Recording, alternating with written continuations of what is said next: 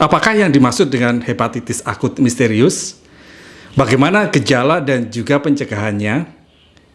Bagaimana kaitannya dengan vaksin COVID-19? Apakah penyakit ini bisa menginfeksi orang dewasa? Assalamualaikum warahmatullahi wabarakatuh. Salam sehat buat semuanya. Kali ini kita akan bahas hepatitis akut misterius. Pertama, kita memahami makna dalam penamaan hepatitis akut misterius. Apa yang dimaksud dengan hepatitis? Hepatitis adalah penyakit peradangan pada organ hati sehingga menyebabkan terganggunya fungsi hati. Berikutnya, apa yang dimaksud dengan kata akut?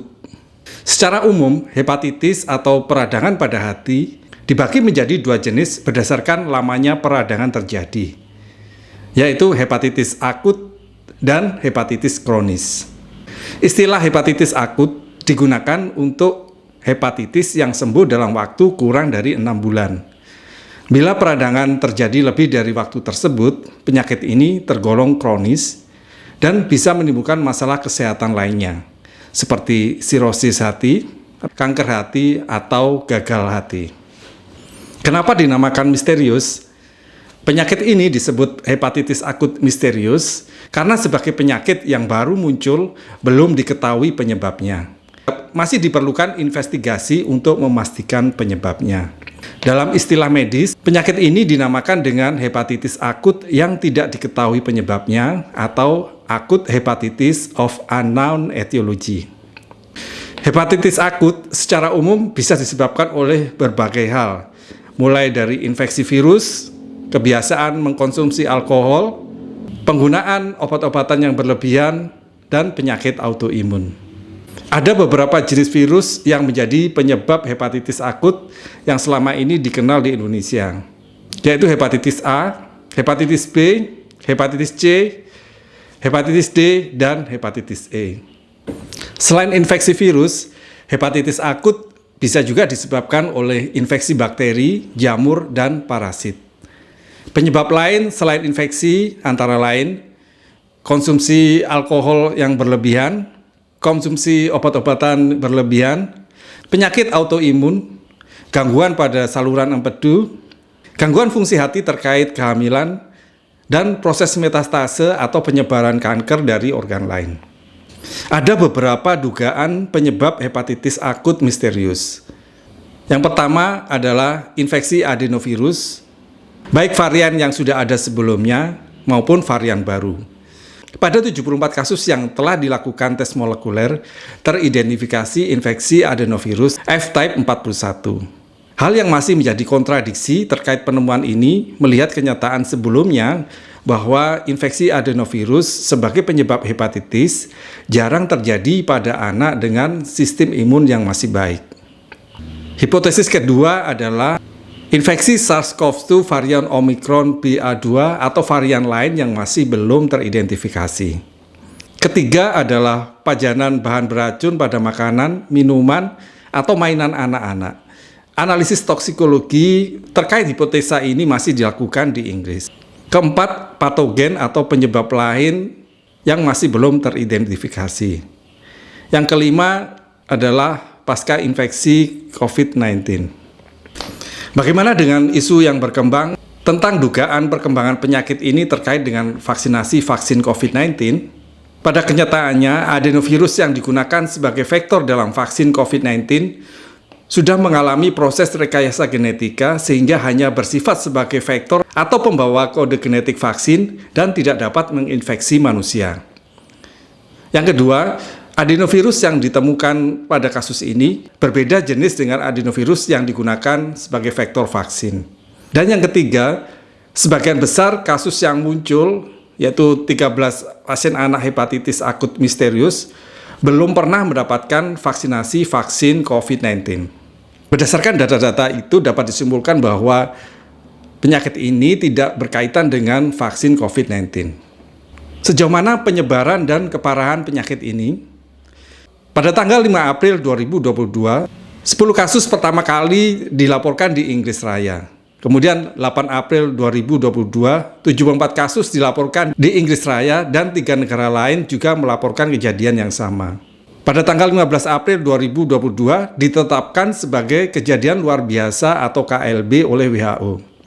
21 April 2022 dilaporkan lebih dari 170 kasus di 12 negara, yaitu Inggris, Spanyol, Israel, Amerika Serikat, Denmark, Irlandia, Belanda, Italia, Norwegia, Prancis, Romania, dan Belgia. Mulai 16 April sampai Mei 2022, mulai dilaporkan beberapa dugaan kasus di Asia Tenggara, termasuk di Indonesia. Dugaan kasus pasien hepatitis akut misterius ini di Indonesia masih dalam tahap investigasi. Bagaimana dengan tingkat keparahan penyakit ini? Dari data yang dilaporkan, 17 anak dari kasus yang ditemukan atau kurang lebih 10% mengalami komplikasi berat sehingga dilakukan transplantasi hati, dan 1 kasus dilaporkan meninggal. Apakah penyakit ini bisa menyerang orang dewasa? Hepatitis akut misterius ini diketahui lebih rentan pada anak karena pada anak belum memiliki sistem imun yang sempurna.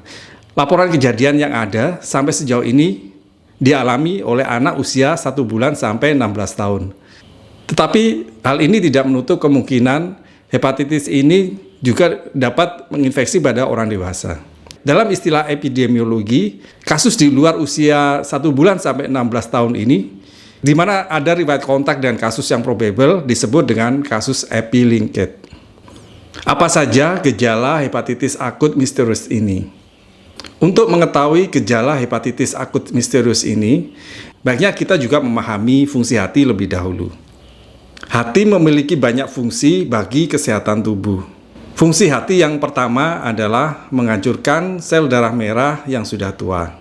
Yang kedua, membersihkan darah dari senyawa berbahaya, seperti yang berasal dari obat-obatan, alkohol, atau zat racun dalam tubuh.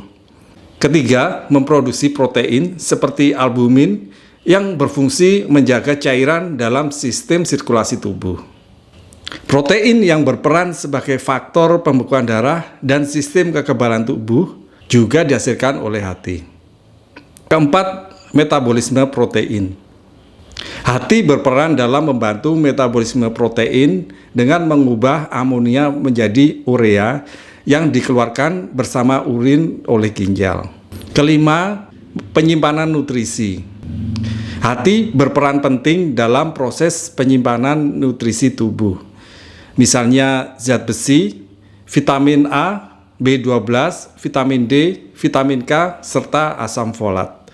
Yang keenam, hati berperan dalam produksi cairan empedu yang bertugas membantu dalam proses pencernaan makanan. Berikutnya, hati menyimpan energi untuk tubuh dalam bentuk glikogen dan mengubahnya menjadi glukosa ketika gula darah rendah. Ketujuh, hati bertanggung jawab atas produksi kolesterol, trigliserid, serta protein pembawanya agar dapat dialirkan dalam darah. Hati juga berfungsi untuk memproduksi hormon pertumbuhan.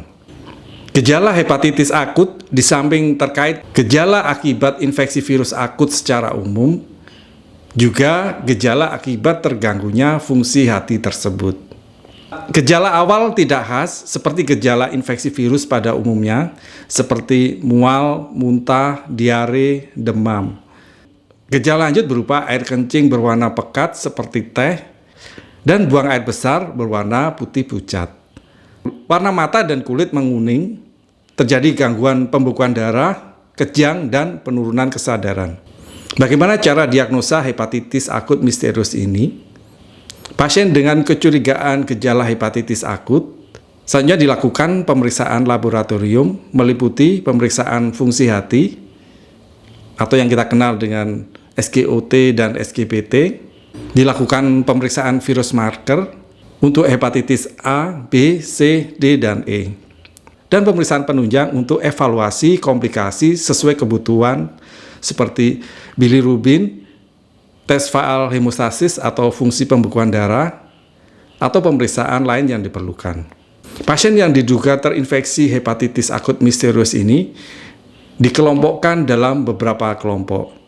Yang pertama disebut probable, dengan kriteria seseorang dengan hepatitis akut dengan peningkatan kadar laboratorium fungsi hati, SGOT atau SGPT, lebih dari 500 international unit per liter, dan berusia kurang dari 16 tahun sejak 1 Oktober 2021. Disebut epi-linked dengan kriteria seseorang dengan hepatitis akut dari segala usia yang memiliki hubungan kontak erat dengan kasus yang probable sejak 1 Oktober 2021. Dan yang ketiga, kasus konfirmasi. Apa saja komplikasi hepatitis akut berat ini?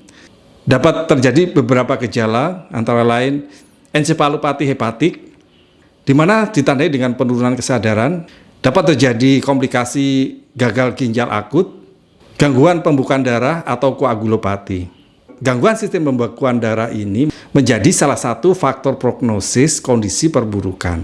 Artinya, jika terdapat komplikasi ini, mempunyai risiko untuk menjadi perburukan. Bagaimana cara pencegahan agar tidak terinfeksi hepatitis akut misterius ini? Pencegahan secara umum dapat dilakukan sebagai berikut. Yang pertama, harus tetap tenang dan berhati-hati. Yang kedua, rutin mencuci tangan dengan sabun. Ketiga, minum air yang bersih dan matang. Yang keempat, pastikan makanan dalam keadaan matang dan bersih. Yang kelima, tidak bergantian alat makan dengan orang lain. Yang keenam, hindari kontak dengan orang sakit. Yang ketujuh, menjaga kebersihan rumah dan lingkungan. Kedelapan, membuang tinja dan atau popok anak pada tempatnya. Yang kesembilan, kurangi mobilitas. Kesepuluh, gunakan masker jika bepergian. Yang kesebelas, jaga jarak dengan orang lain. Yang kedua belas, hindari keramaian atau kerumunan. Bagaimana cara pengelolaan bahan makanan yang benar? Yang pertama, menjaga kebersihan. Mencuci tangan sebelum memasak, mencuci alat-alat masak dan makan, dan membersihkan dapur. Yang kedua, memisahkan bahan makanan mentah dan makanan matang. Menggunakan alat yang berbeda untuk keperluan dapur dan untuk makan. Menyimpan bahan makanan matang dan mentah di tempat yang berbeda. Yang ketiga, memasak makanan sampai matang, yaitu memasak makanan pada suhu minimal 85 derajat Celcius, terutama untuk bahan makanan daging, ayam, telur, dan makanan laut, dan memanaskan makanan yang sudah matang dengan benar. Yang keempat, menyimpan makanan di suhu yang aman. Jangan menyimpan makanan di suhu ruangan terlalu lama. Memasukkan makanan yang ingin disimpan ke dalam lemari pendingin. Jangan menyimpan makanan terlalu lama di kulkas. Yang kelima, menggunakan air bersih dan bahan makanan yang baik. Usahakan memilih bahan makanan yang segar dan belum kadaluarsa, dan menggunakan air yang bersih. Mencuci buah dan sayur dengan baik. Hal penting apa yang perlu diperhatikan terkait hepatitis akut misterius ini? Yang pertama, waspada gejala awal seperti diare, mual, muntah, sakit perut, dan dapat disertai demam yang ringan. Jika muncul gejala awal tersebut, jangan panik. Segera bawa pasien ke fasilitas layanan kesehatan terdekat untuk mendapatkan pertolongan lanjutan. Jangan menunggu munculnya gejala lanjutan seperti mata dan kulit yang kuning agar tidak terlambat untuk mendapatkan pertolongan. Demikian pembahasan kita kali ini, semoga memberikan kemanfaatan. Apabila berkenan, silakan subscribe, like, share, komen, dan jangan lupa nyalakan tanda notifikasi untuk dapat update video berikutnya. Wassalamualaikum warahmatullahi wabarakatuh. Salam sehat.